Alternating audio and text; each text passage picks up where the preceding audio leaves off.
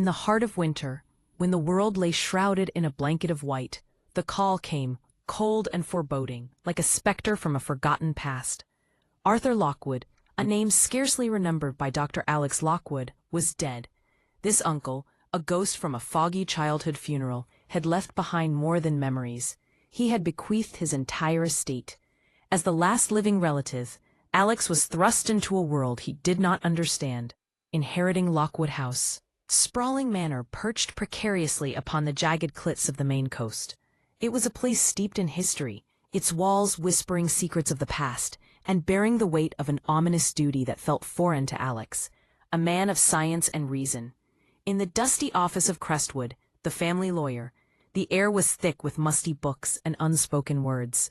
Crestwood, with ink-stained fingers and eyes that held too many secrets, leaned forward, speaking in a tone that echoed like the creaking of old wood. "The Lockwoods have been wardens here for 3 centuries, Alexander. It is not a title of land, but of duty." "Duty to what?" Alex scoffed, amusement lacing his voice. "The family ghosts?" Crestwood did not smile. "To the wards, the protections. Your uncle maintained them.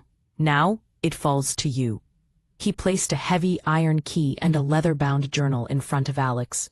The journal was filled with his uncle's frantic script, detailing bizarre rituals and cryptic warnings that felt more like the ramblings of a madman. With a mixture of morbid curiosity and skepticism, Alex drove to the manor, the wind howling around him like a mournful wail. The house loomed before him, an aged skeleton of gray clapboard and sharp gables, defiant against the iron-gray Atlantic. The key turned with a groan, and as he stepped inside, the air was stale, filled with the scent of salt, dust, and dried herbs. A cocktail of neglect and something unnameable.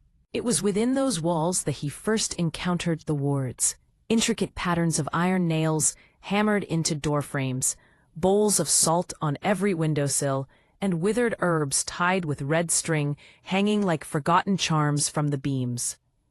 The silver mirror in the main hall, darkened by age yet unblemished, loomed large, an echo of something possibly sinister. To Alex, these were remnants of superstition, fascinating yet absurd. He was here to settle an estate, not play the role of an exorcist. As the days turned into weeks, the house revealed its strange nature. At first, Alex approached it as a historian, documenting every peculiar detail. But then the noises began, a soft skittering within the walls, like rats with too many legs, and at night, a low, wet, dragging sound from the cellar that ignited a primal fear deep within him. It couldn't be real, he assured himself. It was just the wind, the pipes, or perhaps his imagination running wild, fueled by the journal's escalating paranoia. But as storms battered the coast, plunging Lockwood House into a suffocating darkness, the reality of his situation became undeniable. The oil lamp flickered, its weak flame casting shadows that danced with malicious intent. The scratching grew frantic. The dragging turned into a steady, rhythmic thump against the cellar door. And then the mirror transformed, no longer capturing reflections of the room. Its surface swirled like dark water, revealing a vast, unnatural shape, a suggestion of a form that was all wrong. Too many limbs, an insatiable hunger lurking just beneath the surface. Panic surged through Alex. This was no mere ghost. It was something ancient, something that existed in the depths of the sea, waiting for a moment of weakness to breach the fragile barrier. The Lockwood legacy was not a curse. It was a covenant, a solemn promise made by generations past, to stand vigilant against a darkness that loomed ever closer. With desperation fueling his actions, Alex recalled the words etched in his uncle's journal, the instructions that were no longer mere rituals, but critical maintenance logs for a prison. The salt was a barrier, iron a poison, herbs a purifying agent.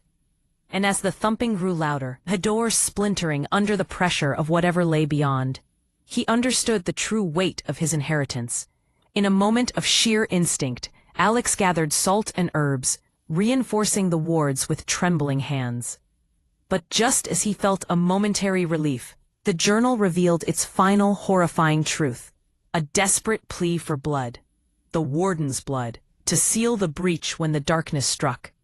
Another tremendous crash shattered the silence. The cellar door bulged inward, revealing a phosphorescent horror, the stench of rotting kelp flooding the hall. This was the moment of reckoning.